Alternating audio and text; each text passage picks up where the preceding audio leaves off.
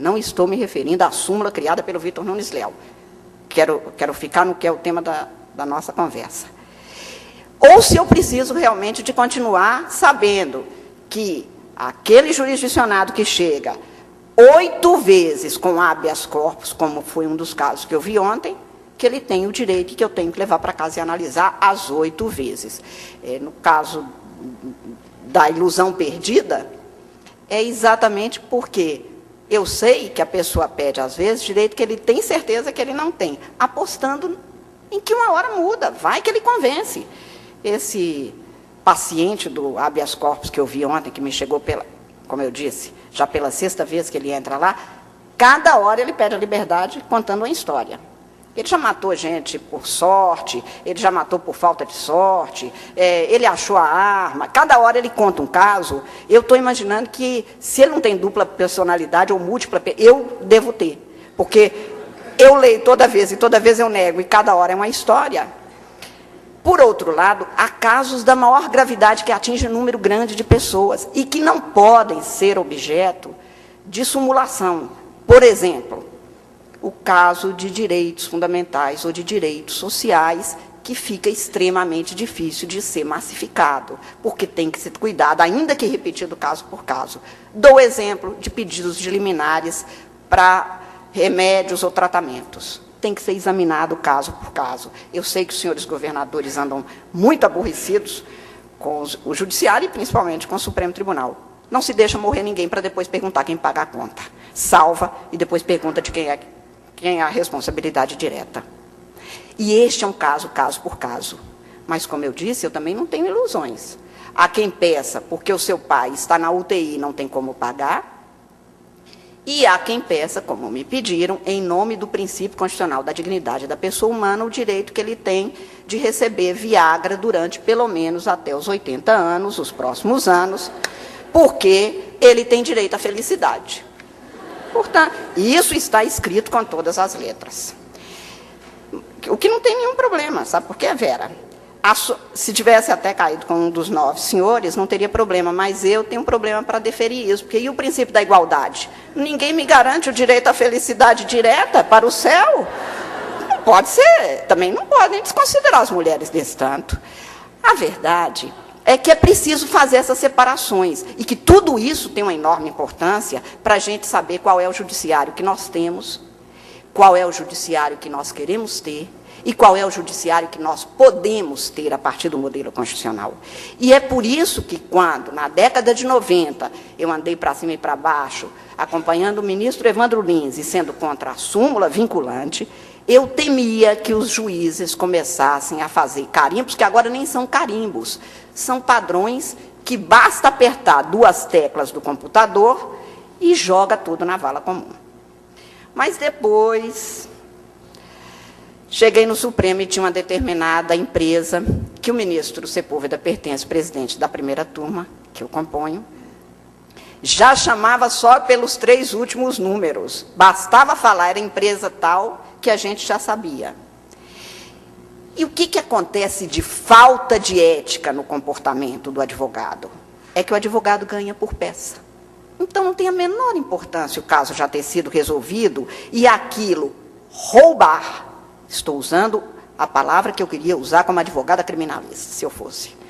Roubava do juiz o tempo que ele devia estar dedicando a uma ação direta, a um caso específico, ao caso deste que precisa de ser analisado ponto por ponto e que não tem semelhança com nenhuma outra. E que não adianta pedir para ele não entrar, como naquele caso, levantei há pouco tempo, ministro, foram, só na gestão de Vossa Excelência, foram 24 mil agravos regimentais em agravos de instrumento. Então, entrava com agravo de instrumento, entrava com recurso extraordinário, matéria infraconstitucional, negava segmento, entrava com agravo de instrumento, negava segmento, entrava com agravo regimental, que ia para a turma, só na primeira turma foram 24 mil agravos da mesma empresa, do mesmo advogado, que só precisa disso, apertar, ter uma boa impressora, claro, e ter um boy para levar isso no Supremo. E agora, com a digitalização, nem disso precisa. Nem o meio ambiente não tem mais problema para ele. Neste quadro, é preciso saber o que fazer com este tipo de medida, que é um problema de ética da advocacia. Porque o cliente que paga, muitas vezes, é um incauto, que acha que porque entrou, que vai postergar, e, portanto, não vai ser julgado, e, portanto, ele ganha tempo. O tempo que ele ganha é o direito do outro que ele faz perder. E não há milagre para resolver isso.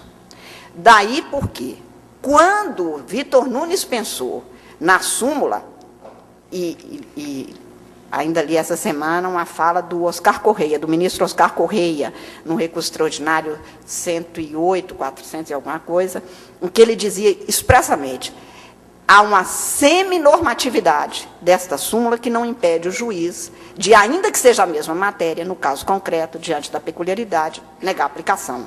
E essa súmula não vincula. E foi essa a tônica do Vitor Nunes, fazer uma revolução para fazer face a uma crise instalada. Como eu disse, eu não falo de crise do judiciário, porque, para mim, o judiciário tem, na sua característica, esta crise permanente. Há duas formas de se ver a palavra crise na ciência política, e que eu acho que se aplica no caso do Poder Judiciário. No mundo inteiro, hoje, se discute crise do Poder Judiciário. Ou crise é o último momento da evolução de um processo, e aí se rompe com um determinado modelo, e a crise é a passagem de um modelo para outro. Isso vale na vida pessoal ou na vida social, na vida política. Quer dizer, eu estou em crise no meu emprego. É porque eu não quero mais ser psicólogo e, portanto, eu preciso de acabar com isso, fazer outro vestibular, fazer outra coisa, partir para outra coisa.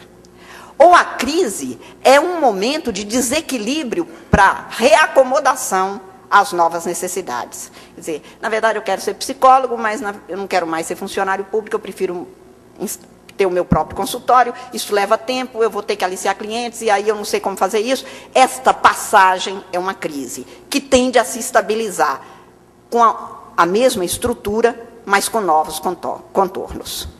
Então, é preciso saber se a crise do Poder Judiciário seria uma passagem, o final de um período. E eu acho que, como na década de 50 se falava na crise do Supremo Tribunal, na década de 60 o Vitor Nunes falou na crise do Supremo Tribunal, na crise dos 80 falava-se na crise que seria do recurso extraordinário, na década de 90 falava-se que era a crise agora dos agravos, e agora nós falamos na crise por causa das reclamações. Então, o Poder Judiciário é em crise. Ele tem que saber que ele vive com crise. Porque a sociedade muda, o direito muda, e o judiciário precisa de adaptar, sendo que o judiciário é uma estrutura velha e que não tem jeito de renovar. Tanto não tem, que nas revoluções do final da década de 20, a Revolução Russa, a Revolução Mexicana, mudaram o legislativo, mas não mudaram o judiciário. Porque não há muitos modelos de judiciário.